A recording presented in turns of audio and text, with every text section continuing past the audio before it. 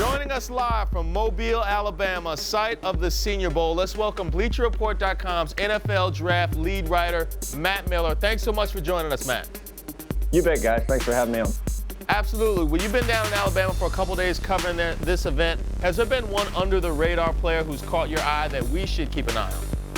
Yeah, definitely. Texas wide receiver Marquise Goodwin has had a great week so far, and it's funny that he would be under the radar coming from a big program like Texas, but he was never very productive there. He wasn't used right in their system, but he's a fast guy. I mean, he has Olympic caliber speed, and he's definitely shown up on the field here. He's catching everything. He's super fast.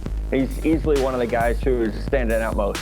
Matt, what about going the other direction? Every time a player shows up, he might have had his height and weight listed at one thing while he was in college, and then he gets there in front of the scouts. They're disappointed. Anybody's stock going down?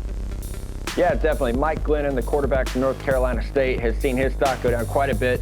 He's a big kid with a strong arm, but his passes are just missing the mark. He's putting too much error under balls. He's trying too hard. Glennon, I know some people have mentioned him as a first-rounder, but he hasn't looked the part so far this week. Matt, what's the buzz been about Tyrann Mathieu? A lot of that earlier in the week. He was trying to kind of do some rehab with his the perception of what coaches were thinking about him. What have you heard about him? Well, you know, he's here all week doing interviews for really anyone who wants to talk to him. So I think he's done a good job of making himself available to teams and to media. You know, he's eager to tell his story that he's been working out with Patrick Peterson, that, you know, he's taking voluntary drug tests. He's trying to clear his name, trying to clear his, you know, this image that he has. And I think so far he's done a good job. And I think, you know, teams are willing to draft good football players even if they have some off-field questions. And Matthews is definitely a good football player. Well, until he sees Oprah or Katie Couric, his name will never be clear, but hopefully one of these days. Now, are any of the NFL teams down there being super aggressive on a single player that catches you off guard?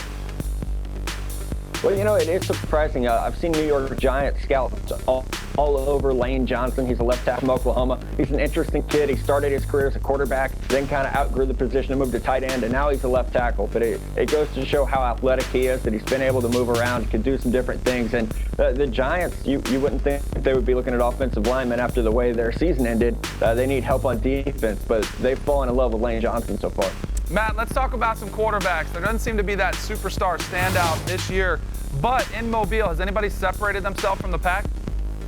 Yeah, I think Syracuse quarterback Ryan Nassib has separated himself. Like you said, it's not a great crop of senior quarterbacks, especially without Geno Smith here. Matt Barkley's not here. Nassib's had a good opportunity to really impress in front of NFL teams, and he's done a good job. I mean, he throws the ball exceptionally well. He did great in an interview round on Monday night. So Nassib has helped himself in that void that was created when some of the top seniors didn't come down here. Matt, I just want to ask you something all the people really want to know. How good have the Teo jokes been down there? They've been good. They've been, you know, ranging from inappropriate things I couldn't share with you guys to just the expected ones. But, you know, everyone has their go-to Teo joke that they're telling down here. All right, Matt, just give us one. Just give us like a snippet. We can bleep it out. We have that technology. I'm sure you do, but, you know, my Twitter would blow up the minute I said anything bad about Manny Teo. Notre Dame fans are vicious. They're on the prowl, so I'll have to abstain for now. Hey, well, you know what? They need to see confession if they're sending you hate. All right, what are people actually saying down there about Manti, like GMs and scouts? What's been the word? Yeah, I talked to guys today, actually, just to get a feel for that from my own information. It's funny, teams really don't care about the catfishing scandal. I think a lot of people don't even know what that is still. But it's varied. There are a lot of people who don't believe him. There are on the other side of that, there are people who want to believe him. You know, there's this perception that he was such a good kid, you know, and had overcome so much adversity. Whether that was real or not, he, you know, still had to play through it. So it's very much split. Some teams will tell you, you know, we've moved him down to the second or third round, but the majority of teams still see him as a good football player. He's a kid who doesn't have any off-field issues. You know, he's never been arrested, no problems like that. So his football character is pretty high. You know, he can be a leader on the field. He'll show up for meetings. He'll work hard. He's not going to give you any problems once he's on your team.